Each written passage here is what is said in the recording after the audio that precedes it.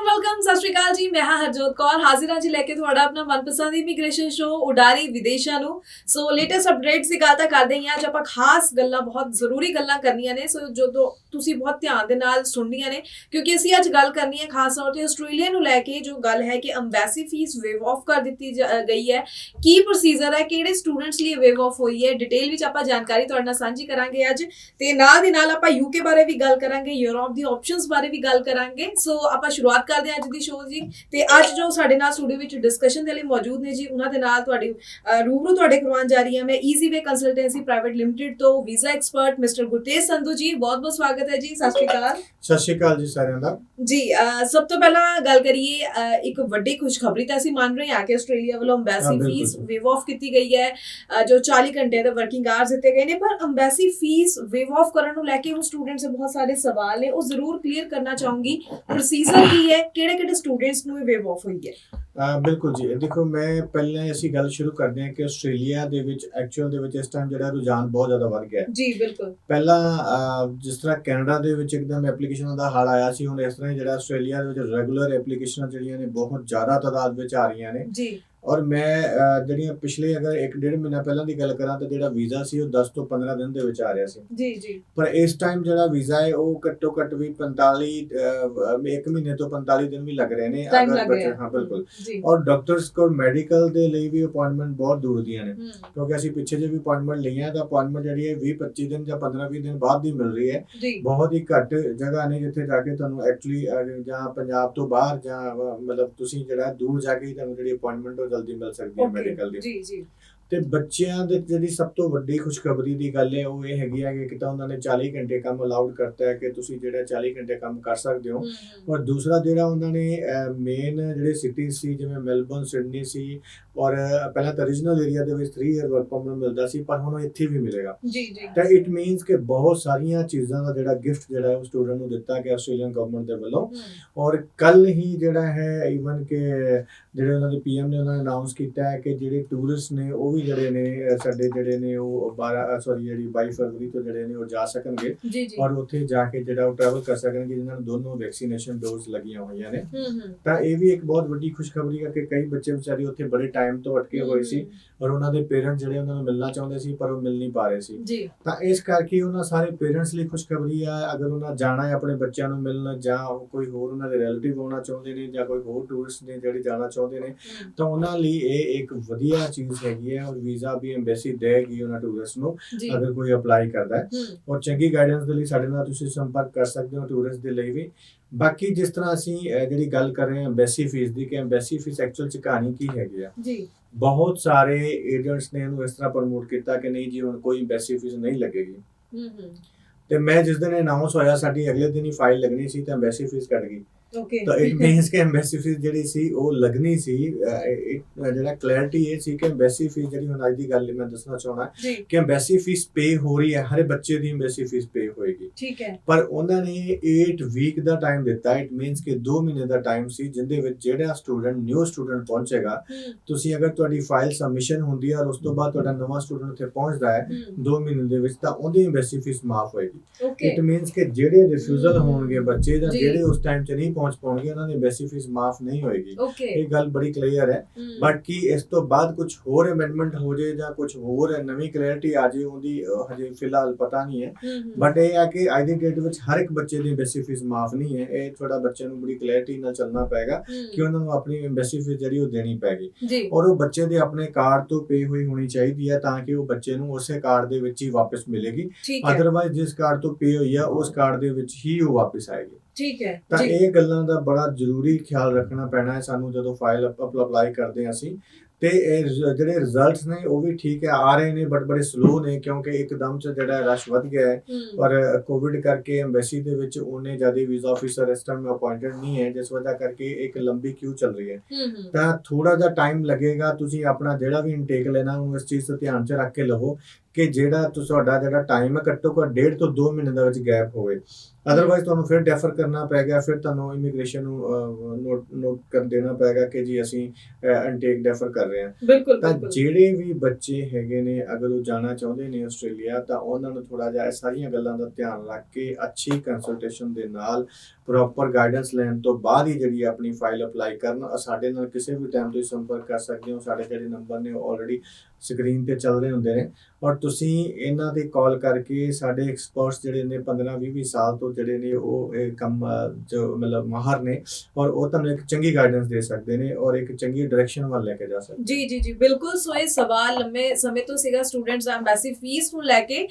ਸੋ ਬਿਲਕੁਲ ਤੁਹਾਡੇ ਕੋਲ ਸਟੀਕ ਜਾਣਕਾਰੀ ਹੋਵੇ, ਇਸੇ ਮਕਸਦ ਨਾਲ ਇਹ ਸ਼ੋਅ ਵਿੱਚ ਅਸੀਂ ਹਰ ਇੱਕ ਪਹਿਲੂ ਤੁਹਾਡੇ ਨਾਲ ਸਾਂਝਾ ਕਰਦੇ ਹਾਂ। ਸੋ ਉਮੀਦ ਕਰਦੇ ਹਾਂ ਕਿ ਐਮਬੈਸੀ ਫੀਸ ਨੂੰ ਲੈ ਕੇ ਤੁਹਾਡਾ ਪੁਆਇੰਟ ਜ਼ਰੂਰ ਕਲੀਅਰ ਹੋ ਗਿਆ ਹੋਵੇਗਾ। ਬਾਕੀ ਲਗਾਤਾਰ ਸਕਰੀਨ ਦੇ ਉੱਪਰ ਨੰਬਰ ਡਿਸਪਲੇ ਹੋ ਰਿਹਾ, ਤੁਸੀਂ ਇਸ ਉੱਪਰ ਕਾਲ ਕਰਕੇ ਈਜ਼ੀ ਵੇ ਕੰਸਲਟੈਂਸੀ ਤੋਂ ਡਿਟੇਲ ਦੇ ਵਿੱਚ ਜਾਣਕਾਰੀ ਵੀ ਲੈ ਸਕਦੇ ਹੋ। ਚੰਗਾ ਇਹ ਹੋਵੇਗਾ ਕਿ ਤੁਸੀਂ ਆਪਣੇ ਡਾਕੂਮੈਂਟਸ ਲੈ ਕੇ ਅਗਰ ਵਿਜ਼ਿਟ ਕਰਦੇ ਹੋ, ਚੰਗੀ ਤਰੀਕੇ ਨਾਲ ਅਸੈਸਮੈਂਟ ਕਰਕੇ ਟਾਈਮਲੀ ਤੁਸੀਂ ਕਿਵੇਂ ਆਪਣੀ ਪ੍ਰੋਫਾਈਲ ਦੇ ਉੱਪਰ ਕੰਮ ਕਰਕੇ ਜੋ ਹੈ ਸਟੱਡੀ ਵੀਜ਼ਾ ਲਗਵਾ ਸਕਦੇ ਹੋ। ਉਸ ਲਈ ਤੁਸੀਂ ਅਗਰ ਆਫਿਸ ਵਿਜ਼ਿਟ ਕਰਨਾ ਚਾਹੋ ਤਾਂ ਚੰਡੀਗੜ੍ਹ ਸੈਕਟਰ 17 ਵਿੱਚ ਇਹਨਾਂ ਦਾ ਆਫਿਸ ਹੈ। ਬਠਿੰਡਾ, ਕੁਰੂਕਸ਼ੇਤਰ ਅਤੇ ਗੁਰਦਾਸਪੁਰ ਦੇ ਵਿੱਚ ਵੀ ਜੋ ਹੈ ਜਲਦੀ ਹੀ ਬ੍ਰਾਂਚ ਓਪਨ ਹੋ ਰਹੀ ਹੈ। ਤੁਸੀਂ ਉੱਥੇ ਪਹੁੰਚ ਕੇ ਵੀ ਆਪਣੇ ਡਾਕੂਮੈਂਟਸ ਦੀ ਅਸੈਸਮੈਂਟ ਕਰਵਾ ਸਕਦੇ ਹੋ।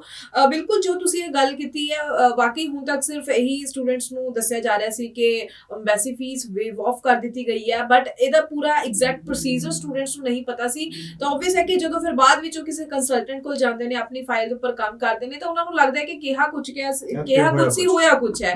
ਤੇ ਬਿਲਕੁਲ ਤੇ ਇੱਥੇ ਹੁਣ ਆਪਾਂ ਹੁਣ ਜਿਵੇਂ ਤੁਸੀਂ ਹੁਣੇ ਗੱਲ ਕੀਤੀ ਕਿ ਵੀ ਟਾਈਮ ਜੋ ਹੈ ਪ੍ਰੋਸੈਸਿੰਗ ਟਾਈਮ ਹੁਣ ਵਧਣਾ ਸ਼ੁਰੂ ਹੋ ਗਿਆ। ਆਬਵੀਅਸ ਹੈ ਕਿ ਇੰਨੀ ਆਫਰ ਮਿਲ ਰਹੀ ਹੈ ਔਰ ਸਟੂਡੈਂਟਸ ਦਾ ਰੁਝਾਨ ਆਸਟ੍ਰੇਲੀਆ ਵੱਲ ਵਧਿਆ, ਫਾਈਲਿੰਗ ਜ਼ਿਆਦਾ ਹੋ ਗਈ ਹੈ। ਤਾਂ ਹੁਣ ਸਟੂਡੈਂਟਸ ਨੂੰ ਕਿਸ ਪ੍ਰੋਸੀਜਰ ਦੇ ਨਾਲ ਅੱਗੇ ਵਧਣਾ ਚਾਹੀਦਾ ਹੈ, ਕਿਉਂਕਿ ਹੌਲੀ ਹੌਲੀ ਰਸ਼ ਹੋਰ ਜ਼ਿਆਦਾ ਵੱਧਦਾ ਹੀ ਜਾਏਗਾ। ਦੇਖੋ ਅਸੀਂ ਸਾਡੀਆਂ ਕੁਝ ਐਪਲੀਕੇਸ਼ਨਸ ਜਿਹਨਾਂ ਲਗਾ ਰਹੇ ਹਾਂ ਜੀ, ਕਾਲਜ ਦੇ ਵਿੱਚ ਐਪਲੀਕੇਸ਼ਨ ਜਿਹੜੀ ਥੋੜੀ ਜਲਦੀ ਪ੍ਰੋਸੈਸ ਹੋ ਰਹੀ ਹੈ। ਇਟ ਮੀਨਸ ਕਿ ਅਗਰ ਤੁਹਾਡੇ ਬੈਂਡ ਅੱਛੇ ਨੇ, ਅਗਰ ਤੁਸੀਂ ਅੱਛੇ ਪਰਸੈਂਟੇਜ ਹੈਗੇ ਆ, ਤੁਸੀਂ ਕਾਲਜ ਦੇ ਵਿੱਚ ਡਿਗਰੀ ਕੋਰਸ ਲੈ ਸਕਦੇ ਹੋ ਔਰ ਉੱਥੇ ਵੀਜ਼ਾ ਦੀ ਰੇਸ਼ੋ ਬਹੁਤ ਅੱਛੀ ਹੈ। Overall 6 not less than 5.5। ਸਭ ਤੋਂ ਵੱਡੀ ਦਿੱਕਤ ਆ ਰਹੀ ਹੈ ਮੈਡੀਕਲ ਸਟੂਡੈਂਟ ਨੂੰ। ਮੈਡੀਕਲ ਸਟੂਡੈਂਟ ਜਿਹੜੇ +2 ਪਾਸ ਆਊਟ ਨੇ, ਮੈਂ ਜੇ +2 ਦੀ ਗੱਲ ਕਰ ਰਿਹਾ, ਉਹਨਾਂ ਨੂੰ ਜਿਹੜੇ ਓਵਰਆਲ ਬੈਂਡ ਨੇ 6.5 not less than 6 the requirement ਹੈ ਬਹੁਤ ਸਾਰੀ ਯੂਨੀਵਰਸਿਟੀਜ਼ ਦੇ ਵਿੱਚ। ਪਰ ਸਾਡੇ ਕੁਝ ਕਾਲਜ ਸਾਡੇ ਕੋਲ ਇਦਾਂ ਦੇ ਹੈਗੇ ਨੇ ਜਿਹੜੇ ਡੈਂਟਲ ਔਰ ਨਰਸਿੰਗ ਦੇ ਕੋਰਸ ਤੁਹਾਨੂੰ ਦੇ ਰਹੇ ਨੇ ਔਰ ਉਹਨਾਂ ਦੀ ਰਿਕੁਆਇਰਮੈਂਟ 6 not less than 5.5 ਦੀ ਹੈ। ਤੁਹਾਨੂੰ ਕੋਈ 6-7 ਮੰਥ ਦਾ ਇੱਕ ਐਕਸਟਰਾ ਕੋਰਸ ਕਰਨਾ ਪੈਂਦਾ ਹੈ ਜਿਹੜਾ ਤੁਹਾਡਾ ਬੇਸ ਸਟਰੋਂਗ ਕਰੇਗਾ ਉਹਨੂੰ ਲੈ ਕੇ। ਇਵੇਂ ਤੁਸੀਂ ਨਰਸਿੰਗ ਜਾ ਰਹੇ ਹੋ ਜਾਂ ਤੁਸੀਂ ਡੈਂਟਲ 'ਚ ਜਾ ਰਹੇ ਹੋ, ਤਾਂ ਉਹਨਾਂ ਬੱਚਿਆਂ ਨੂੰ ਜਿਨ੍ਹਾਂ ਦੇ ਪੁਆਇੰਟਸ ਪੂਰੇ ਨਹੀਂ ਹੋ ਰਹੇ ਮੈਡੀਕਲ ਦੇ ਵਿੱਚ ਜਾਂ ਜਿਨ੍ਹਾਂ ਦੇ ਬੈਂਡ ਉਸ ਲੈਵਲ ਤੇ ਨਹੀਂ ਆ ਰਹੇ, ਉਹ ਸਾਡੇ ਨਾਲ ਸੰਪਰਕ ਕਰ ਸਕਦੇ ਨੇ। ਅਦਰਵਾਈਜ਼ ਕੀ ਤੁਸੀਂ ਅਗਰ ਯੂਨੀਵਰਸਿਟੀ ਅਪਲਾਈ ਕਰਦੇ ਹੋ ਤਾਂ ਇਸ ਬੈਂਡ ਤੇ ਤੁਹਾਨੂੰ ਉਹ ਨਹੀਂ ਐਕਸੈਪਟ ਕਰਨਗੇ ਔਰ ਯੂਨੀਵਰਸਿਟੀ ਦੀ ਜਿਹੜੀ ਫੀਸ ਹੈਗੀ ਉਹ ਵੀ ਤੁਹਾਡੀ ਘੱਟੋ ਘੱਟ ਮੈਂ ਕਹਾਂਗਾ ਕਿ ਸਾਲ ਦੀ ਫੀਸ ਜਿਹੜੀ ਹੈ $32,000 ਹੋਏਗੀ ਹੈ। ਪਰ ਅਗਰ ਕਾਲਜ ਦੀ ਗੱਲ ਕਰੋ ਤਾਂ $16,000-17,000 ਦੇ ਵਿੱਚ ਤੁਸੀਂ ਨਰਸਿੰਗ ਜਾਂ ਤੁਸੀਂ ਡੈਂਟਲ ਦਾ ਕੋਰਸ ਜਿਹੜਾ ਉਹ ਲੈ ਕੇ ਜਾ ਸਕਦੇ ਹੋ। ਇਸ ਤੋਂ ਇਲਾਵਾ ਜਿਹੜੇ ਆਰਟਸ ਦੇ ਬੱਚੇ ਨੇ ਉਹਨਾਂ ਲਈ ਵੀ ਜਿਹੜੇ ਕੋਰਸਸ ਹੈਗੇ ਨੇ, ਆਰਟਸ ਦੇ ਬੱਚਿਆਂ ਲਈ ਜਿਹੜਾ ਹਸਪੀਟੈਲਿਟੀ ਲਈ ਜਾ ਸਕਦੇ ਨੇ। ਜੇ ਕਿਸੇ ਨੇ ਹੋਮ ਸਾਇੰਸ ਰੱਖਿਆ, ਅਗਰ ਕਿਸੇ ਨੇ ਪੋਲੀਟੀਕਲ ਸਾਇੰਸ ਐਂਡ ਤੁਸੀਂ ਸੋਸ਼ੀਓਲੋਜੀ ਪੜ੍ਹੀ ਹੋਈ ਹੈ ਤਾਂ ਤੁਸੀਂ ਲੀਡਰਸ਼ਿਪ ਐਂਡ ਮੈਨੇਜਮੈਂਟ ਲਈ ਜਾ ਸਕਦੇ ਹੋ। ਸਾਡੇ ਕੁਝ 1-2 ਬੱਚਿਆਂ ਦੇ ਹੁਣੇ ਵੀਜ਼ਾ ਆਏ ਨੇ ਜਿਨ੍ਹਾਂ ਨੇ ਆਰਟਸ ਦੇ ਵਿੱਚ ਬਿਜ਼ਨਸ ਵੀ ਲਿਆ ਉਸ ਤੋਂ ਬਾਅਦ। ਤਾਂ ਮੇਨ ਹੈ ਕਿ ਦੇਖੋ ਬਹੁਤ ਇਸ ਚੀਜ਼ ਦੇ ਵਿੱਚ ਮੈਂ ਕਹਾਂਗਾ ਕਿ ਕਈ ਬੱਚਿਆਂ ਦੇ ਵੀਜ਼ਾ ਬਹੁਤ ਰਿਫਿਊਜ਼ ਹੁੰਦੇ ਨੇ। ਆਰਟਸ ਵਾਲੇ ਬੱਚੇ ਅਗਰ ਤੁਸੀਂ ਬਿਜ਼ਨਸ ਅਪਲਾਈ ਕਰਦੇ ਹੋ ਔਰ ਮੈਥ ਨਹੀਂ ਹੈ ਤੁਹਾਡੇ ਕੋਲ ਤਾਂ ਤੁਹਾਡਾ ਵੀਜ਼ਾ ਰਿਫਿਊਜ਼ ਹੁੰਦਾ ਹੈ। ਪਰ ਅਸੀਂ ਇਹ ਵੀਜ਼ਾ ਲਏ ਨੇ ਉਹ ਇਸ ਚੀਜ਼ ਤੇ ਡਿਪੈਂਡ ਕਰਦਾ ਹੈ ਕਿ ਤੁਹਾਡੇ 'ਚ ਅਸੀਂ ਕੀ ਕੁਝ ਦੱਸਿਆ ਗਿਆ SOP ਦੇ ਵਿੱਚ, ਅਸੀਂ ਕਿਸ ਤਰ੍ਹਾਂ ਜਸਟੀਫਾਈ ਕੀਤਾ ਉਸ ਚੀਜ਼ ਨੂੰ। ਅਗਰ ਵੀਜ਼ਾ ਆਫਿਸਰ ਨੂੰ ਜਸਟੀਫਿਕੇਸ਼ਨ ਸਮਝ ਆਉਂਦੀ ਹੈ ਤਾਂ ਤੁਹਾਨੂੰ ਉਹ ਵੀਜ਼ਾ ਜ਼ਰੂਰ ਦਿੰਦਾ ਹੈ। ਤਾਂ ਇਸ ਤਰ੍ਹਾਂ ਦੇ ਬਹੁਤ ਸਾਰੀਆਂ ਚੀਜ਼ਾਂ ਨੇ। ਅੱਜ ਕੱਲ੍ਹ ਮੈਂ ਗੱਲ ਕਰਦਾ ਕਿ ਲੈਵਲ 1 ਦੀਆਂ ਬਹੁਤ ਸਾਰੀਆਂ ਯੂਨੀਵਰਸਿਟੀਜ਼ ਨੇ ਜਿਹੜੀਆਂ ਦੀ ਆਫਰ ਲੈਟਰ ਹੀ ਅੱਜ ਕੱਲ੍ਹ ਮੈਂ ਕਹਾਂਗਾ ਕਿ ਘੱਟੋ ਘੱਟ 15 ਤੋਂ 20 ਦਿਨ ਲੱਗ ਰਹੇ ਨੇ। ਜੀ। ਤਾਂ ਇਹਨਾਂ ਸਭ ਚੀਜ਼ਾਂ ਨੂੰ ਟਾਈਮ ਲੱਗਣ ਵਾਲਾ ਹੈ ਤੇ ਤੁਸੀਂ ਫਿਲਹਾਲ ਮੈਂ ਇਹ ਕਹਾਂਗਾ ਕਿ ਜਿਹੜੀ ਐਮਬੈਸੀ ਫੀਸ ਵਾਲਾ ਕਿ ਵੇਵ ਆਫ ਆ, ਇਹ ਪਤਾ ਨਹੀਂ ਵੇਵ ਆਫ ਹੋਏਗੀ ਜਾਂ ਨਹੀਂ ਹੋਏਗੀ, ਕਿਉਂਕਿ ਅਗਰ ਇੰਨਾ ਟਾਈਮ ਲੱਗੇਗਾ ਤਾਂ ਉਸ ਟਾਈਮ ਤੁਸੀਂ ਪਹੁੰਚ ਹੀ ਨਹੀਂ ਪਾਓਗੇ। ਤਾਂ ਤੁਸੀਂ ਇਹ ਚੀਜ਼ ਮਾਈਂਡ 'ਚ ਰੱਖੋ ਕਿ ਤੁਹਾਡੀ ਐਮਬੈਸੀ ਫੀਸ ਤੁਸੀਂ ਹੀ ਭਰਨੀ ਹੈ ਔਰ ਉਹ ਕੱਲ ਨੂੰ ਵੇਵ ਆਫ ਹੋਏਗੀ ਤਾਂ ਇੱਕ ਤੁਹਾਡੇ ਲਈ ਐਕਸਟਰਾ ਬੈਨੀਫਿਟ ਹੈਗਾ। ਅਦਰਵਾਈਜ਼ ਤੁਸੀਂ ਆਪਣੀ ਐਮਬੈਸੀ ਫੀਸ ਖੁਦ ਹੀ ਭਰਨੀ ਹੈ। ਔਰ ਮੇਨ ਜਿਹੜਾ ਆਸਟ੍ਰੇਲੀਆ ਦਾ ਵੀਜ਼ਾ ਹੈਗਾ ਹੈ ਉਹ ਤੁਹਾਡੀ SOP ਤੇ ਹੀ ਆਉਂਦਾ ਹੈ, ਤੁਹਾਡੇ ਫੰਡਸ ਤੇ ਆਉਂਦਾ ਹੈ। ਲੈਵਲ 1 ਫੰਡਸ ਨਹੀਂ ਜਾਂਦੇ, ਪਰ ਲੈਵਲ 1 ਦੇ ਵਿੱਚ ਤੁਹਾਡੀ SOP ਬਹੁਤ ਸਟਰੋਂਗ ਹੋਣੀ ਚਾਹੀਦੀ ਹੈ। ਤੁਹਾਡਾ ਫਾਈਨੈਂਸ਼ੀਅਲ ਮੈਟ੍ਰਿਕਸ ਸਟਰੋਂਗ ਹੋਣਾ ਚਾਹੀਦਾ ਹੈ ਜਿਹਦੇ 'ਚ ਪਤਾ ਲੱਗੇ ਕਿ ਇਸ ਬੱਚੇ ਨੂੰ ਵੀਜ਼ਾ ਜਿਹੜਾ ਹੈ ਦੇਵੇਗਾ। ਅਦਰਵਾਈਜ਼ ਆਸਟ੍ਰੇਲੀਆ ਰਿਫਿਊਜ਼ਲ ਰੇਟ ਅਜੇ ਵੀ ਹੈਗਾ ਔਰ ਕਾਫੀ ਵੀਜ਼ੇ ਰਿਫਿਊਜ਼ ਵੀ ਹੁੰਦੇ ਨੇ। ਤਾਂ ਇਸ ਕਰਕੇ ਆਪਣੇ ਵੀਜ਼ੇ ਨੂੰ 100% ਨਾ ਲਓ। ਉਹ ਇਸ ਕਰਕੇ ਇਹ ਨਹੀਂ ਕਿ ਕਿਸੇ ਨੂੰ ਵੀ ਦਿੱਤਾ ਤੇ ਵੀਜ਼ਾ ਲੱਗ ਜਾਏਗਾ। ਤੁਸੀਂ ਇੱਕ ਮਾਹਿਰ ਔਰ ਐਕਸਪਰਟ ਜਿਹੜਾ ਵੀਜ਼ਾ ਆਫਿਸਰ ਹੈ ਜਾਂ ਜਿਹੜਾ ਕੰਸਲਟੈਂਟ ਆ ਉਹਨੂੰ ਹੀ ਆਪਣੀ ਫਾਈਲ ਦਿਓ ਤਾਂ ਕਿ ਉਹ ਪ੍ਰੋਪਰ ਤੁਹਾਨੂੰ ਗਾਈਡੈਂਸ ਦੇ ਪਾਏ। ਔਰ ਈਵਨ ਕਿ ਅਸੀਂ ਹੁਣ ਵੀ ਐਸਓਪੀ ਬਣਾਉਣੇ ਆ ਬੱਚਿਆਂ ਦੀਆਂ ਤੇ ਕਈ ਵਾਰੀ ਇੱਕ ਐਸਓਪੀ ਤੇ 3-3 ਦਿਨ ਲੱਗ ਜਾਂਦੇ ਨੇ। ਓਕੇ। ਉਹਦਾ ਮਤਲਬ ਕੀ ਹੁੰਦਾ ਹੈ ਕਿ ਅਸੀਂ ਇੱਕ ਐਸਓਪੀ ਬਣ ਕੇ ਆਉਂਦੀ ਹੈ, ਅਸੀਂ ਉਹ ਸੈਟੀਸਫਾਈ ਨਹੀਂ ਹੁੰਦੇ ਕਿ ਨਹੀਂ ਜੀ ਇਹਦੇ ਤੇ ਵੀਜ਼ਾ ਨਹੀਂ ਲੱਗੇਗਾ, ਸਾਨੂੰ ਫਿਰ ਦੁਬਾਰਾ ਉਹਨੂੰ ਠੀਕ ਕਰਨਾ ਪੈਂਦਾ ਹੈ। ਉਸ ਤੋਂ ਬਾਅਦ ਫਿਰ ਨਹੀਂ ਸੈਟੀਸਫਾਈ ਹੁੰਦੇ ਤਾਂ ਸਾਨੂੰ ਇੱਕ ਵਾਰੀ ਹੋਰ ਠੀਕ ਕਰਨਾ ਪੈਂਦਾ ਹੈ। ਤਾਂ ਇਸ ਕਰਕੇ ਹਰ ਇੱਕ ਲੈਂਗੁਏਜ ਜਿਹੜੀ ਉਸ ਐਸਓਪੀ ਦੀ ਹੈਗੀ ਹੈ, ਉਸ ਬੱਚੇ ਦੇ ਲੈਵਲ ਦੀ ਹੈ ਜਾਂ ਨਹੀਂ ਹੈ, ਉਹਦੇ 'ਚ ਪ੍ਰੋਪਰ ਹਰ ਇੱਕ ਚੀਜ਼ ਲਿਖੀ ਹੈ ਜਾਂ ਨਹੀਂ ਲਿਖੀ ਹੈ, ਉਹਦੇ 'ਚ ਤੁਹਾਡੀ ਫਾਈਨੈਂਸ਼ੀਅਲ ਬੈਕਗਰਾਉਂਡ ਬਾਰੇ ਦੱਸਿਆ ਗਿਆ ਕਿ ਨਹੀਂ, ਤੁਹਾਡੀ ਫੈਮਿਲੀ ਬਾਰੇ ਦੱਸਿਆ ਗਿਆ ਕਿ ਨਹੀਂ ਦੱਸਿਆ ਗਿਆ, ਤੁਹਾਡੀਆਂ ਅੱਗੇ ਆਉਣ ਵਾਲੇ ਬੈਨੀਫਿਟਸ ਬਾਰੇ ਦੱਸਿਆ ਗਿਆ ਕਿ ਨਹੀਂ ਦੱਸਿਆ, ਕਿਉਂ ਜਾਣਾ ਹੈ ਆਸਟ੍ਰੇਲੀਆ, ਕਿਉਂ ਨਹੀਂ ਕਿਸੇ ਹੋਰ ਕੰਟਰੀ ਜਾਣਾ।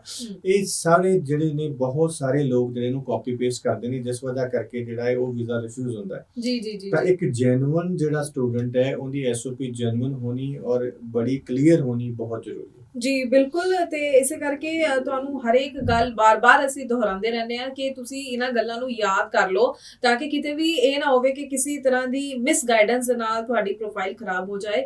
ਤੇ ਸਹੀ ਸਮੇਂ ਤੇ ਸਹੀ ਜਾਣਕਾਰੀ ਦੇ ਨਾਲ, ਸਹੀ ਗਾਈਡੈਂਸ ਦੇ ਨਾਲ ਹੀ ਤੁਸੀਂ ਆਪਣੀ ਫਾਈਲ ਦੇ ਉੱਪਰ ਕੰਮ ਕਰੋ, ਤਾਂ ਕਿ ਸਕਸੈਸਫੁਲੀ ਘੱਟ ਸਮੇਂ ਦੇ ਵਿੱਚ ਤੁਹਾਡਾ ਸਟੱਡੀ ਵੀਜ਼ਾ ਜੋ ਹੈ ਜ਼ਰੂਰ ਲੱਗ ਜਾਏ। ਤੇ ਇੱਥੇ ਮੈਂ ਜ਼ਰੂਰ ਹੁਣ ਆਸਟ੍ਰੇਲੀਆ ਦੀ ਆਪਾਂ ਗੱਲ ਕਰ ਹੀ ਰਹੇ ਹਾਂ, ਕਿਉਂਕਿ ਅਸੀਂ ਸਾਰੇ ਜਾਣਦੇ ਹਾਂ ਆਸਟ੍ਰੇਲੀਆ ਕਦੀ ਵੀ ਆਪਣੀ ਕੁਆਲਿਟੀ ਦੇ ਨਾਲ ਕੰਪਰੋਮਾਈਜ਼ ਨਹੀਂ ਕਰਦਾ ਹੈ। ਤਾਂ ਫਿਰ ਅਸੀਂ ਇਹ ਵੀ ਸਾਨੂੰ ਸਮਝ ਲੈਣਾ ਚਾਹੀਦਾ ਹੈ ਕਿ ਅਗਰ ਅਸੀਂ ਆਪਣੀ ਫਾਈਲ ਲਗਾਉਣ ਜਾ ਰਹੇ ਹਾਂ ਤਾਂ ਜ਼ਰੂਰ ਉਸ ਉੱਪਰ ਇੱਕ ਪੁਆਇੰਟ ਦੇ ਉੱਪਰ ਚੰਗੀ ਤਰੀਕੇ ਨਾਲ ਕੰਮ ਕਰੀਏ। ਤਾਂ ਹੁਣ ਕਿਹੜੇ ਇਨਟੇਕ ਲਈ ਸਟੂਡੈਂਟਸ ਆਸਟ੍ਰੇਲੀਆ ਲਈ ਅਪਲਾਈ ਕਰ ਸਕਦੇ ਨੇ? ਦੇਖੋ ਕਾਲਜ ਦੇ ਵਿੱਚ ਬਹੁਤ ਸਾਰੇ ਕਾਲਜ ਦੇ ਵਿੱਚ ਹਰ ਐਵਰੀ ਮੰਥ ਦਾ ਇਨਟੇਕ ਹੈਗਾ। ਠੀਕ ਹੈ। ਪਰ ਯੂਨੀਵਰਸਿਟੀਜ਼ ਦੇ ਵਿੱਚ ਜਿਵੇਂ ਹੁਣ ਮੇਨ ਇਨਟੇਕ ਹੈਗਾ, ਤੁਸੀਂ ਮੇਨ ਇਨਟੇਕ ਜੁਲਾਈ ਅਪਲਾਈ ਕਰ ਸਕਦੇ ਹੋ, ਕਈਆਂ 'ਚ ਮੇਨ ਇਨਟੇਕ ਹੈਗਾ। ਤਾਂ ਇਸ ਤਰ੍ਹਾਂ ਅਲੱਗ-ਅਲੱਗ ਯੂਨੀਵਰਸਿਟੀਜ਼ ਦੇ ਅਲੱਗ-ਅਲੱਗ ਇਨਟੇਕ ਨੇ, ਕਿਉਂਕਿ ਮਾਰਚ ਦੇ ਲਈ ਤੁਸੀਂ ਸ਼ਾਇਦ ਐਲੀਜੀਬਲ ਇੰਨੀ ਜਲਦੀ ਨਹੀਂ ਹੋ ਪਾਓਗੇ, ਕਿਉਂਕਿ ਆਫਰ ਲੈਟਰ ਵੀ ਅਜੇ ਆਉਣਾ ਹੈ ਔਰ ਬਹੁਤ ਦਿੱਕਤਾਂ ਨੇ। ਤਾਂ ਇਸ ਕਰਕੇ ਤੁਸੀਂ ਜੁਲਾਈ ਜਾਂ ਮਈ ਦੇ ਲਈ ਹੀ ਅਪਲਾਈ ਕਰੋ ਤਾਂ ਉਹ ਵਧੀਆ ਰਹੇਗਾ। ਅਗਰ ਕਾਲਜ ਅਪਲਾਈ ਕਰਨਾ ਤਾਂ ਕੋਈ ਦਿੱਕਤ ਨਹੀਂ, ਤੁਸੀਂ ਮਾਰਚ ਜਾਂ ਅਪ੍ਰੈਲ ਦੇ ਲਈ ਵੀ ਅਪਲਾਈ ਕਰ ਸਕਦੇ ਹੋ। ਉਹਦੇ 'ਚ ਤੁਹਾਨੂੰ ਜਲਦੀ ਰਿਜ਼ਲਟ ਮਿਲਣ ਦੇ ਚਾਂਸਸ ਨੇ ਔਰ ਜਲਦੀ ਆਫਰ ਲੈਟਰ ਆਉਂਦਾ ਹੈ। ਸੀਓਈ ਵੀ ਤੁਹਾਡੀ 2-4 ਦਿਨ ਦੇ ਵਿੱਚ ਅਸੀਂ ਲੈ ਲੈਂਦੇ ਹਾਂ। ਜੀ ਜੀ ਜੀ ਬਿਲਕੁਲ। ਅੱਗੋਂ ਆਪਾਂ ਯੂਕੇ ਦੀ ਵੀ ਗੱਲ ਕਰ ਲੈਂਦੇ ਹਾਂ, ਕਿਉਂਕਿ ਕਈ ਸਟੂਡੈਂਟਸ ਜੋ ਹੈ ਯੂਕੇ ਬਾਰੇ ਵੀ ਜਾਣਨਾ ਚਾਹੁੰਦੇ ਨੇ, ਮਈ ਇਨਟੇਕ ਬਾਰੇ ਔਰ ਸਪੈਸ਼ਲੀ ਵਿਦਆਊਟ ਆਇਲਸ ਬਾਰੇ ਢੇਰ ਸਾਰੇ ਸਵਾਲ ਨੇ। ਬਿਲਕੁਲ ਜੀ। ਦੇਖੋ ਮੈਂ ਯੂਕੇ ਦੀ ਅਗਰ ਗੱਲ ਕਰਾਂ ਤਾਂ ਪਹਿਲਾਂ ਤਾਂ ਇਹ ਖੁਸ਼ਖਬਰੀ ਮੈਂ ਸਾਂਝੀ ਕਰਨਾ ਚਾਹਾਂਗਾ ਕਿ ਪਿਛਲੇ ਸੈਪਟੈਂਬਰ ਐਂਡ ਜਨਵਰੀ ਇਨਟੇਕ ਇੱਕ ਵੀ ਵੀਜ਼ਾ ਰਿਫਿਊਜ਼ਲ ਨਹੀਂ ਹੈ ਸਾਡੀ, ਸਪੈਸ਼ਲੀ ਈਜ਼ੀ ਵੇ ਦੀ ਇੱਕ ਵੀ ਵੀਜ਼ਾ ਰਿਫਿਊਜ਼ਲ ਨਹੀਂ ਹੈ ਔਰ ਇੱਕ ਵੀ ਬੱਚੇ ਦੀ ਇੰਟਰਵਿਊ ਨਹੀਂ ਹੈ। ਤਾਂ ਇਸ ਕਰਕੇ ਮੈਂ ਇਹ ਬੜਾ ਕਲੀਅਰ ਹੈ ਕਿ ਯੂਕੇ ਐਮਬੈਸੀ ਜਿਹੜੀ ਹੈ ਤੁਹਾਨੂੰ ਵੀਜ਼ਾ ਦੇਣਾ ਚਾਹੁੰਦੀ ਹੈ ਔਰ ਉਹ ਇਹਨੂੰ ਜਿਹੜਾ ਹੈ 100% ਵੀਜ਼ਾ ਦੇ ਰਹੀ ਹੈ। ਤਾਂ ਇਹੀ ਇੱਕ ਮੌਕਾ ਹੈ, ਅਗਰ ਤੁਸੀਂ ਯੂਕੇ ਅਪਲਾਈ ਕਰਨਾ ਹੈ, ਅਗਰ ਤੁਸੀਂ ਯੂਕੇ ਲਈ ਐਲੀਜੀਬਲ ਹੋ ਤਾਂ ਤੁਹਾਨੂੰ ਜਿਹੜਾ ਹੈ ਇਸ ਦੇ ਲਈ ਅਪਲਾਈ ਕਰਨਾ ਚਾਹੀਦਾ ਹੈ। ਔਰ ਦੂਸਰਾ ਮੈਂ ਗੱਲ ਕਰਨਾ ਚਾਹਾਂਗਾ ਕਿ ਯੂਕੇ ਦੇ ਵਿੱਚ ਜਿਹੜੀਆਂ ਨੇ ਥੋੜ੍ਹੀਆਂ ਜਿਹੀਆਂ ਕੰਡੀਸ਼ਨਸ ਜ਼ਰੂਰ ਜ਼ਿਆਦਾ ਹੋ ਗਈਆਂ ਨੇ, ਬਿਕੋਜ਼ ਪਹਿਲਾਂ ਅਸੀਂ ਜਿਹੜੇ ਬੱਚੇ ਭੇਜੇ ਜਾਂ ਜਿਹੜੇ ਵੀ ਏਜੰਟਸ ਨੇ ਪਹਿਲਾਂ ਬੱਚੇ ਭੇਜੇ, ਉੱਥੇ ਜਾ ਕੇ ਉਹਨਾਂ ਨੂੰ ਬਹੁਤ ਦਿੱਕਤ ਆਈ ਹੈ। ਉਹ ਬੱਚੇ ਜਿਹੜੇ ਹੈਗੇ ਨੇ ਜ਼ਿਆਦਾ ਯੂਨੀਵਰਸਿਟੀ ਛੱਡ ਗਏ, ਇਟ ਮੀਨਸ ਉਹ ਪੜ੍ਹੇ ਹੀ ਨਹੀਂ, 2-3 ਮਹੀਨੇ ਲਗਾ ਕੇ ਉਸ ਤੋਂ ਬਾਅਦ ਛੱਡ ਗਏ, ਜਿਸ ਕਰਕੇ ਯੂਨੀਵਰਸਿਟੀਜ਼ ਨੇ ਅੱਜ ਕੱਲ੍ਹ ਪੰਜਾਬ ਤੇ ਹਰਿਆਣਾ ਦੇ ਬੱਚੇ ਜਿਹੜੇ ਵਿਦਆਊਟ ਆਇਲਟਸ ਹੈਗੇ ਨੇ ਉਹਨਾਂ ਤੋਂ ਫੁੱਲ ਫੀਸ ਲੈਣੀ ਸ਼ੁਰੂ ਕਰ ਦਿੱਤੀ ਹੈ। ਮਤਲਬ ਪੂਰੇ ਸਾਲ ਦੀ ਫੀਸ ਤੁਹਾਨੂੰ ਦੇਣੀ ਪੈਗੀ। ਔਰ ਅਗਰ ਤੁਸੀਂ ਆਇਲਟਸ ਕੀਤਾ ਹੋਇਆ ਤਾਂ ਫਿਰ ਤੁਹਾਡੇ ਕੋਲ ਹੋਰ ਬੜੀਆਂ ਆਪਸ਼ਨਸ ਨੇ, ਜਿੱਥੇ ਤੁਸੀਂ 4-5,000 ਪਾਉਂਡ ਦੇ ਨਾਲ ਵੀ ਕਾਸ ਲੈ ਸਕਦੇ ਹੋ, 2,000 ਪਾਉਂਡ ਨਾਲ ਕਾਸ ਲੈ ਸਕਦੇ ਹੋ। ਤੇ ਹੁਣ ਜਿਹੜਾ ਨੈਕਸਟ ਇਨਟੇਕ ਹੈਗਾ ਉਹ ਮਈ ਹੈਗਾ ਔਰ ਮਈ ਤੋਂ ਬਾਅਦ ਸਤੰਬਰ ਹੈਗਾ। ਮਈ ਦੇ ਲਈ ਵੀ ਸਾਡੇ ਕੋਲ ਬਹੁਤ ਆਪਸ਼ਨਸ ਹੈਗੀਆਂ ਨੇ। ਅਗਰ ਤੁਸੀਂ ਮਈ ਲਈ ਆਪਣਾ ਵੀਜ਼ਾ ਲਗਾਉਣਾ ਚਾਹੁੰਦੇ ਹੋ, ਕਿਉਂਕਿ ਹਜੇ ਬਹੁਤ ਟਾਈਮ ਪਿਆ, 2 ਮਹੀਨੇ ਪਏ ਨੇ, तो ਤੁਹਾਡੇ 28 ਦਿਨ ਪੁਰਾਣੇ ਫੰਡ ਵੀ ਹੋ ਜਾਣਗੇ ਔਰ ਤੁਹਾਡੀ ਆਫਰ ਲੈਟਰ ਵੀ ਆ ਜਾਏਗੀ। ਔਰ ਸਾਡੀ ਇੱਕ ਸਪੈਸ਼ਲ ਟੀਮ ਹੈ ਜਿਹੜੀ ਇਹਦੇ ਤੇ ਕੰਮ ਕਰਦੀ ਹੈ। ਸਾਡੇ ਕੋਲ 2-3 ਕਾਉਂਸਲਰਸ ਇਦਾਂ ਦੇ ਨੇ ਜਿਹੜੇ ਤੁਹਾਨੂੰ ਪ੍ਰੋਪਰ ਤਿਆਰੀ ਕਰਾਉਂਦੇ ਨੇ, ਇੰਟਰਵਿਊ ਦੀ ਬਹੁਤ ਅੱਛੀ ਤਿਆਰੀ ਕਰਵਾਉਣੇ ਅਸੀਂ, ਕਿਉਂਕਿ ਮੇਨ ਜਿਹੜਾ ਯੂਕੇ ਦਾ ਵੀਜ਼ਾ ਹੈ ਤੁਹਾਡੀ ਇੰਟਰਵਿਊ ਤੇ ਆਉਣਾ ਹੈ। ਐਕਚੁਅਲ ਚ ਕੀ ਹੈ ਕਿ ਜਿਹੜਾ ਕਾਸਟ ਲੈਟਰ ਹੈ ਅੱਜ ਕੱਲ ਹਰ ਇੱਕ ਜਿਹੜੀ ਯੂਨੀਵਰਸਿਟੀ ਹੈ ਉਹਨੇ ਕਨਫਰਮ ਕਰ ਦਿੱਤਾ ਹੈ ਕਿ ਨਹੀਂ ਜੀ ਸਾਨੂੰ ਜਿਹੜਾ ਇੰਟਰਵਿਊ ਚਾਹੀਦਾ ਬੱਚੇ ਦਾ, ਤਾਂ ਕਿ ਇਹ ਨਾ ਹੋਵੇ ਕਿ ਬੱਚਾ ਇੱਥੇ ਆ ਕੇ ਭੱਜ ਜਾਵੇ, ਇਹ ਨਾ ਹੋਵੇ ਕਿ ਬੱਚਾ ਉੱਥੇ ਆ ਕੇ ਪੜ੍ਹੇ ਨਾ ਜਾਂ ਬੱਚੇ ਨੂੰ ਕੁਝ ਆਉਂਦਾ ਹੀ ਨਾ ਹੋਵੇ। ਕਿਉਂਕਿ ਫੇਕ ਦਾ ਟ੍ਰੈਂਡ ਜਿਹੜਾ ਹੈਗਾ ਥੋੜਾ ਜਿਹਾ ਹੈ ਸਾਡੇ ਜਿੱਥੇ ਵੀ ਮੈਂ ਕਹਾਂਗਾ ਪੰਜਾਬ ਹਰਿਆਣਾ ਦੇ ਵਿੱਚ ਕਈ ਏਜੰਟ ਹੈ ਨੇ ਜਿਹੜੇ ਇਦਾਂ ਕਰ ਰਹੇ ਨੇ, ਜਿਸ ਦੀ ਵਜ੍ਹਾ ਕਰਕੇ ਦੂਜਿਆਂ ਨੂੰ ਵੀ ਭੁਗਤਣਾ ਪੈਂਦਾ ਹੈ।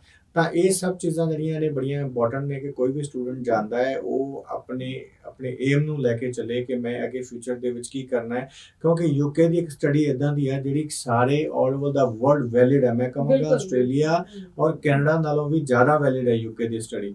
ਯੂਕੇ ਦਾ ਲਾਅ ਦੀ ਮੈਂ ਗੱਲ ਕਰਾਂ, ਯੂਕੇ ਦੀ ਮੈਡੀਕਲ ਦੀ ਗੱਲ ਕਰਾਂ, ਸਭ ਜਿਹੜੀਆਂ ਨੇ ਬਹੁਤ ਜ਼ਿਆਦਾ ਵੈਲਿਡ ਨੇ ਸਾਡੇ ਇੰਡੀਆ ਦੇ ਵਿੱਚ, ਔਰ ਈਵਨ ਕਿ ਸਿਮਿਲਰ ਨੇ ਬਹੁਤ ਜ਼ਿਆਦਾ ਸਟੱਡੀ। ਤਾਂ ਇਸ ਕਰਕੇ ਉਹਨਾਂ ਦਾ ਬਹੁਤ ਜ਼ਿਆਦਾ ਬੈਨੀਫਿਟ ਹੋਣ ਵਾਲਾ ਹੈ। ਅਗਰ ਤੁਸੀਂ यूके जाना चाਹੁੰਦੇ ਹੋ, यूके 'ਚ ਆਪਣੀ ਸਟੱਡੀ ਕਰਨਾ ਚਾਹੁੰਦੇ ਹੋ, ਸਟੱਡੀ ਥੋੜੀ ਜਿਹੀ ਮਹਿੰਗੀ ਜ਼ਰੂਰ ਹੈ ਆਸਟ੍ਰੇਲੀਆ ਨਾਲੋਂ, ਕਿਉਂਕਿ यूके ਦੇ ਵਿੱਚ ਤੁਹਾਨੂੰ ਅਗਰ ਬੈਚਲਰ ਜਾਣੀ ਹੋ ਤਾਂ 25-30 ਲੱਖ ਦਾ ਜਿਹੜਾ ਹੈ ਘੱਟੋ ਘੱਟ ਖਰਚਾ ਤੁਹਾਡਾ ਹੁੰਦਾ ਹੈ ਬੈਚਲਰ ਦਾ, ਔਰ ਇਸ ਤੋਂ ਜ਼ਿਆਦਾ ਵੀ ਹੋ ਸਕਦਾ ਹੈ। ਬਟ ਮਾਸਟਰ ਦਾ ਜਿਹੜਾ ਹੈ, ਮਾਸਟਰ ਵਾਲੇ ਸਟੂਡੈਂਟ ਲਈ ਬਹੁਤ ਵਧੀਆ ਆਪਸ਼ਨ ਹੈ ਕਿ ਉਹ ਮਾਸਟਰ ਵਾਲਾ ਜਿਹੜਾ ਸਟੂਡੈਂਟ ਅਗਰ ਉਹ यूके ਪੜ੍ਹਨ ਜਾਂਦਾ ਹੈ ਤਾਂ ਉਹ 12-13 ਲੱਖ ਦੇ ਵਿੱਚ ਉਹਦੀ ਮਾਸਟਰ ਹੋ ਜਾਂਦੀ ਹੈ।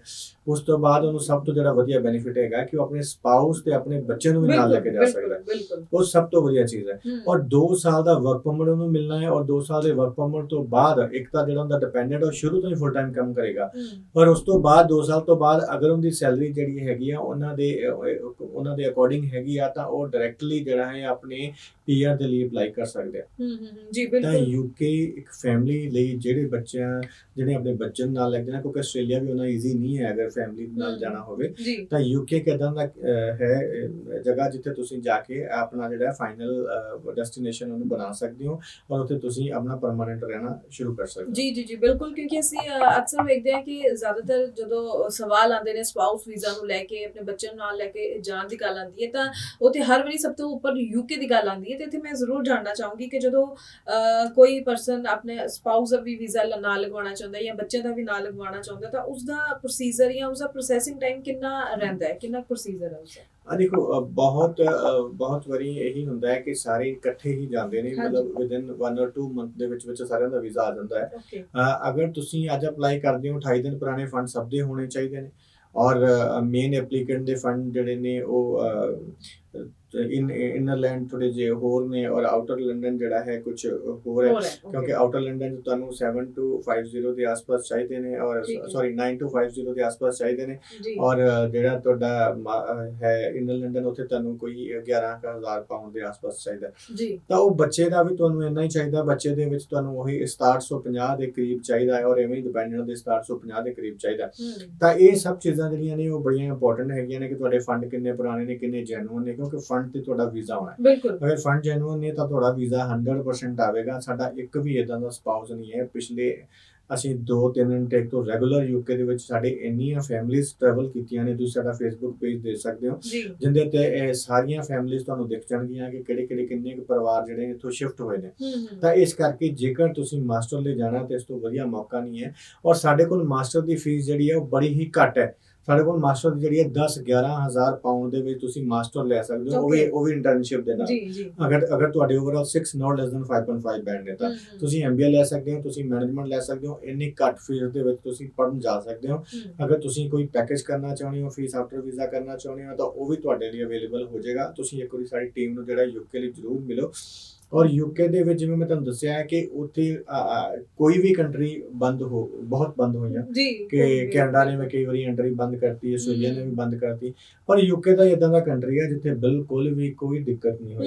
ਬਿਲਕੁਲ ਹਾਂਜੀ, ਬਿਲਕੁਲ, ਹਮੇਸ਼ਾ ਹੀ ਓਪਨ ਰਿਹਾ। ਬਿਲਕੁਲ। ਤੇ ਮੇਰੀ ਸਾਰੀ ਫੈਮਿਲੀਜ਼ ਨਾਲ ਕਈ ਵਾਰੀ ਗੱਲ ਹੁੰਦੀ ਰਹਿੰਦੀ ਹੈ, ਬਹੁਤ ਅੱਛੇ ਸੈਟ ਨੇ, ਹਰ ਇੱਕ ਜਿਹਨਾਂ ਦੇ ਹਸਬੈਂਡ ਨੇ ਬਹੁਤ ਅੱਛੇ ਕੰਮ ਕਰ ਰਹੇ ਨੇ, ਉਹ ਲੜਕੀਆਂ ਪੜ੍ਹ ਰਹੀਆਂ ਨੇ, ਤਾਂ ਬੱਚੇ ਵੀ ਵਧੀਆ ਨੇ। ਤਾਂ ਇਸ ਕਰਕੇ ਅਗਰ ਤੁਸੀਂ ਯੂਕੇ ਚੂਜ਼ ਕਰਨਾ ਹੈ ਤਾਂ ਤੁਸੀਂ ਇੱਕ ਵਾਰੀ ਈਜ਼ੀ ਵੇ ਨੂੰ ਜ਼ਰੂਰ ਮਿਲੋ, ਕਿਉਂਕਿ ਸਾਡਾ ਰਿਜ਼ਲਟ ਜਿਹੜਾ ਹੈ ਉਹ 100% ਹੈਗਾ ਔਰ ਕੋਈ ਰਿਫਿਊਜ਼ਲ ਨਹੀਂ ਹੈ, ਔਰ ਜੈਨੂਅਨ ਕੰਮ ਕਰਦੇ ਹਾਂ ਅਸੀਂ, ਕਿਤੇ ਕੋਈ ਦਿੱਕਤ ਨਹੀਂ ਹੈ।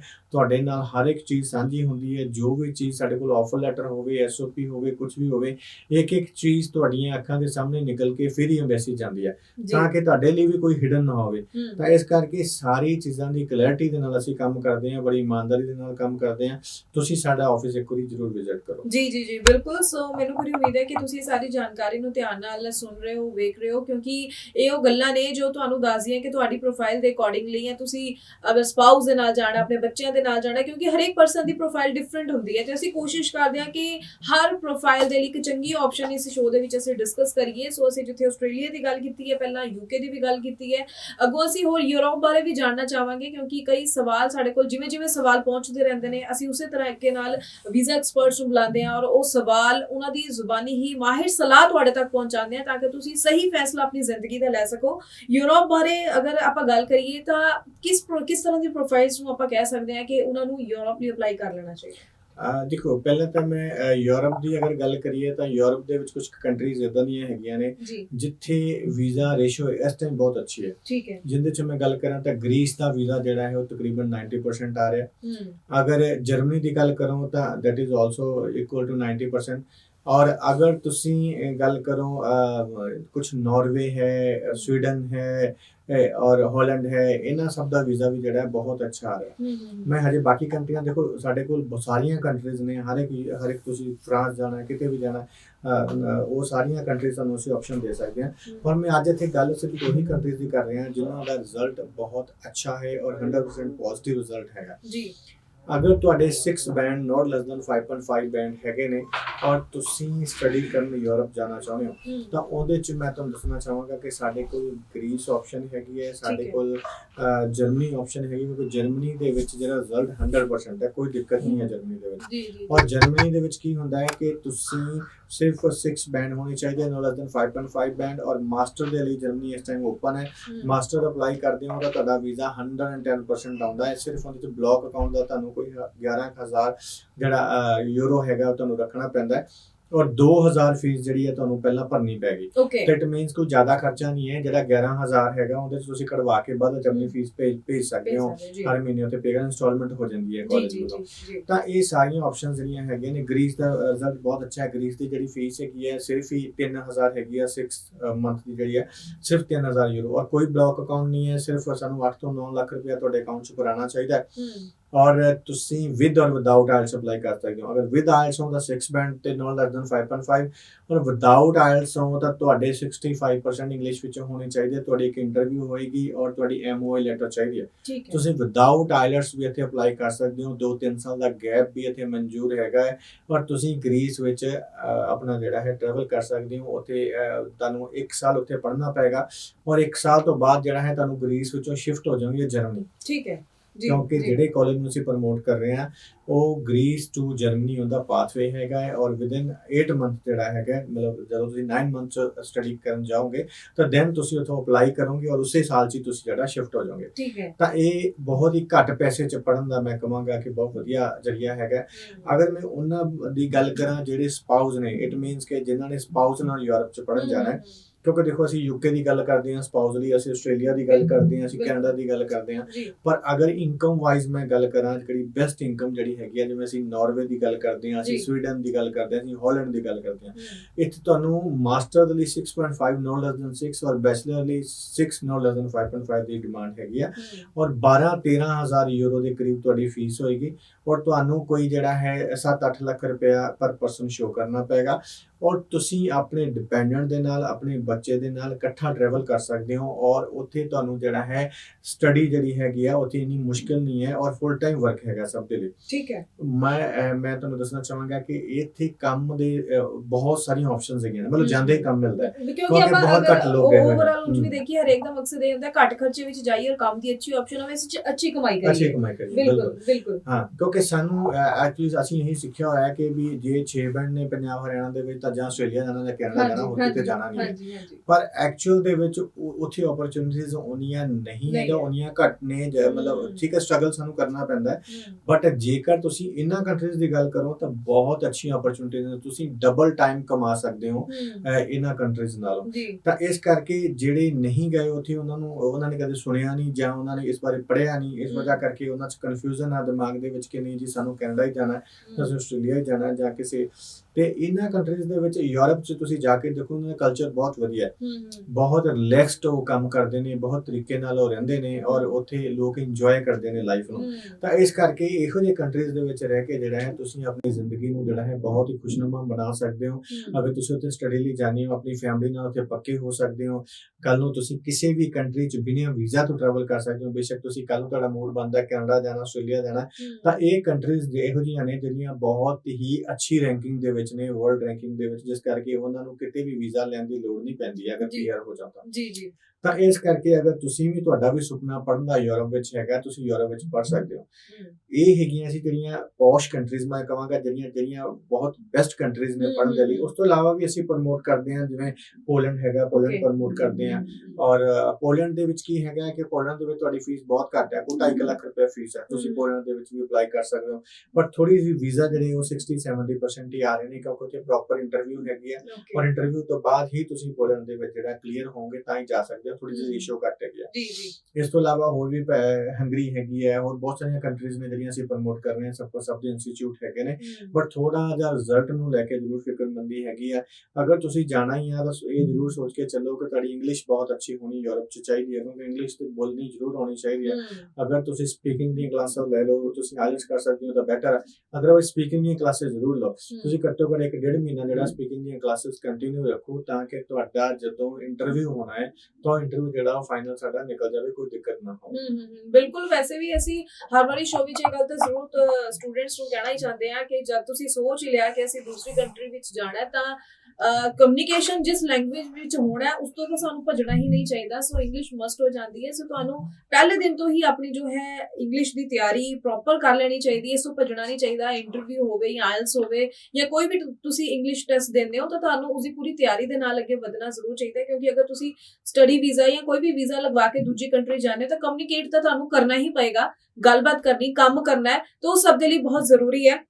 ਆਪਾਂ ਤੇ ਯੂਰਪ ਦੀ ਤੁਸੀਂ ਜਦ ਗੱਲ ਕੀਤੀ, ਤੁਸੀਂ ਕਈ ਸਾਰੇ ਬੈਨੀਫਿਟਸ ਦੱਸੇ, ਕਈ ਅੱਛੀ ਆਪਸ਼ਨਸ ਦੱਸੀਆਂ ਨੇ, ਪਰ ਕਿਉਂ ਸਟੂਡੈਂਟਸ ਇਹਨਾਂ ਅਵੇਅਰ ਨਹੀਂ ਹੋ ਪਾਉਂਦੇ? ਇੱਕ ਹੀ ਦਿਸ਼ਾ ਵੱਲ ਜਿੱਧਰ ਭੀੜ ਜਾਂਦੀ ਉਧਰ ਨੂੰ ਹੀ ਸਾਰੇ ਸਟੂਡੈਂਟਸ ਤੁਰ ਜਾਂਦੇ ਨੇ। ਦੇਖੋ ਇਹਦੇ 'ਚ ਬਹੁਤ ਵੱਡਾ ਯੋਗਦਾਨ ਇਹ ਹੈਗਾ ਕਿ ਅਸੀਂ ਇੱਥੇ ਉਹੋ ਜਿਹੀ ਅਵੇਅਰਨੈਸ ਲੈ ਕੇ ਨਹੀਂ ਆ ਪਾ ਰਹੇ, ਕਿਉਂਕਿ ਸਟੂਡੈਂਟਸ ਤੇ ਉਹਨਾਂ ਦੇ ਜਿਹੜੇ ਰਿਲੇਟਿਵ ਨੇ ਬੇਸਿਕਲੀ ਉਹ ਸਾਰੇ ਉਹਨਾਂ ਕੰਟਰੀਆਂ ਦੇ ਵਿੱਚ ਵਸੇ ਹੋਏ ਨੇ ਜਿੱਥੇ ਉਹਨਾਂ ਨੂੰ ਉਹੀ ਗਾਈਡ ਕਰਦੇ ਨੇ। ਜੀ ਤੇ ਅਸੀਂ ਫਿਰ ਵੀ ਕੋਸ਼ਿਸ਼ ਕਰਦੇ ਰਹਿੰਦੇ ਆ ਕਿ ਅਸੀਂ ਲੋਕਾਂ ਨੂੰ ਯੂਰਪ ਦੇ ਲਈ ਅਵੇਅਰ ਕਰੀਏ ਕਿ ਯੂਰਪ ਦੇ ਵਿੱਚ ਤੁਹਾਡਾ ਕਿੰਨਾ ਕੁ ਵਧੀਆ ਜਿਹੜਾ ਹੈ ਉਹ ਭਵਿੱਖ ਹੋ ਸਕਦਾ ਹੈ, ਕਿ ਕਿੰਨਾ ਤੁਸੀਂ ਵਧੀਆ ਆਪਣਾ ਫਿਊਚਰ ਜਿਹੜਾ ਉੱਥੇ ਕਰ ਸਕਦੇ ਹੋ। ਜਿਹੜੇ ਲੋਕ ਇਹਨਾਂ ਕੰਟਰੀ ਦੇ ਵਿੱਚ ਵਸੇ ਹੋਏ ਨੇ ਉਹ they are earning very good. So ਇਸ ਕਰਕੇ ਕਿ ਕੋਈ ਵੀ ਫੈਮਿਲੀ ਅਗਰ ਹੈਗੀ ਹੈ, ਕੋਈ ਵੀ ਫੈਮਿਲੀ ਨੇ ਉੱਥੇ ਸ਼ਿਫਟ ਹੋਣਾ ਹੈ ਜਾਂ ਬੱਚਾ ਵੀ ਸਟੂਡੈਂਟ ਵੀਜ਼ਾ ਤੇ ਜਾਣਾ ਚਾਹੁੰਦਾ ਹੈ, ਈਵਨ ਕਿ ਉੱਥੇ ਇਨਵੈਸਟਮੈਂਟ ਦੇ ਬੜੇ ਅੱਛੇ ਪ੍ਰਪੋਜ਼ਲ ਹੁੰਦੇ ਨੇ, ਤੁਸੀਂ ਇਨਵੈਸਟ ਕਰ ਸਕਦੇ ਹੋ, ਤੁਸੀਂ ਕੋਈ ਘਰ ਲੈ ਸਕਦੇ ਹੋ, ਤੁਸੀਂ ਕੋਈ ਹੋਰ ਇਨਵੈਸਟਮੈਂਟ ਕਰਕੇ ਆਪਣਾ ਉੱਥੇ ਪੀਆਰ ਲੈ ਸਕਦੇ ਹੋ। ਤਾਂ ਯੂਰਪ ਤੁਸੀਂ ਇੱਕ ਵਾਰੀ ਜਾ ਕੇ ਦੇਖੋ। ਯੂਰਪ ਤੁਹਾਡਾ ਮੈਂ ਕਹਾਂਗਾ ਕਿ ਮੈਂ ਆਸਟ੍ਰੇਲੀਆ ਵੀ ਗਿਆ, ਬਹੁਤ ਸਾਰੀਆਂ ਕੰਟਰੀਆਂ ਵਿਜ਼ਿਟ ਕੀਤੀਆਂ ਨੇ, ਪਰ ਯੂਰਪ 'ਚ ਰਹਿਣਾ ਜਿਹੜਾ ਉਹ ਬੈਸਟ ਹੈਗਾ ਹੈ। ਔਰ ਉੱਥੇ ਕੋਈ ਵੀ ਜਿਹੜਾ ਹੈ ਕੋਈ ਬੰਦਾ ਜਿਹੜਾ ਕੋਈ ਵੀ ਅਗਰ ਇਨਸਾਨ ਜਾਂਦਾ ਹੈ ਤਾਂ ਉਹ ਖੁਸ਼ ਹੀ ਰਹੇਗਾ, ਕੋਈ ਦਿੱਕਤ ਨਹੀਂ ਹੈਗੀ।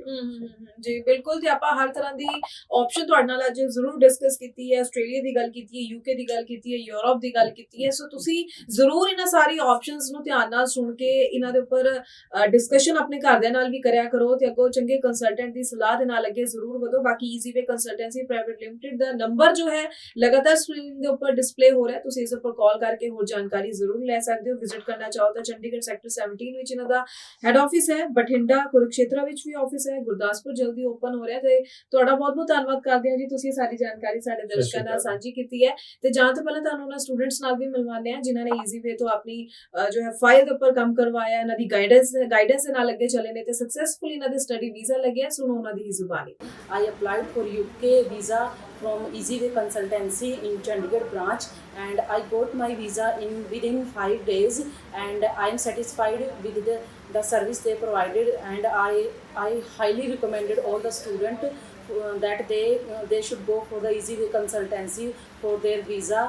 ਮੇਰਾ ਕੈਨੇਡਾ ਦਾ ਵੀਜ਼ਾ ਕਿਸੇ ਹੋਰ ਕੰਸਲਟੈਂਟ ਤੋਂ ਰਿਫਿਊਜ਼ ਹੋ ਗਿਆ ਸੀਗਾ। ਉਸ ਤੋਂ ਬਾਅਦ ਮੇਰੇ ਮਾਮਾ ਜੀ ਨੇ ਈਜ਼ੀਵੇ ਕੰਸਲਟੈਂਸੀ ਬਾਰੇ ਮੈਨੂੰ ਰਿਕਮੈਂਡ ਕੀਤਾ, ਜੋ ਕਿ 17 ਸੈਕਟਰ ਵਿੱਚ ਹੈ, ਤੇ ਅੱਜ ਫਾਈਨਲੀ ਮੇਰਾ ਵੀਜ਼ਾ ਆ ਚੁੱਕਿਆ ਹੈ, ਤੁਸੀਂ ਦੇਖ ਸਕਦੇ ਹੋ। Hello everyone, my name is Kamalpreet Kaur.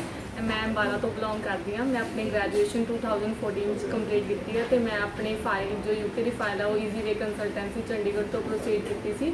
Within 10 days I got my UK visa, so I'm very happy because staff are very cooperative and they are very helpful, so I highly recommend it to all people. If you want to go abroad, please visit Easyway Consultancy. Thank you. Hello everyone, मेरा नाम अभिषेक है और मैं castle Haryana से हूँ। मैंने ईज़ीवे consultancy से मेरा वीज़ा अप्लाई किया था और आज मेरा वीज़ा मेरे हाथों में है। और इसमें ईज़ीवे कंसल्टेंसी ने मेरी बहुत हेल्प की है, क्योंकि मेरा एम्बेसी इंटरव्यू भी आया था और वो एम्बेसी इंटरव्यू में इनके एफर्ट से ही क्लियर कर पाया हूँ। तो आपको भी अगर कोई क्वेरी है या यूके वीज़ा के लिए अप्लाई करना है तो आप इनके पास आ सकते हैं। ਜੀ ਤੇ ਹੁਣ ਇਸ ਨਾਲ ਹੀ ਮੈਨੂੰ ਯਾਨੀ ਕਿ ਹਰਜੋਤ ਕੌਰ ਨੂੰ ਵੀ ਦਿਓ ਇਜਾਜ਼ਤ। ਧੰਨਵਾਦ।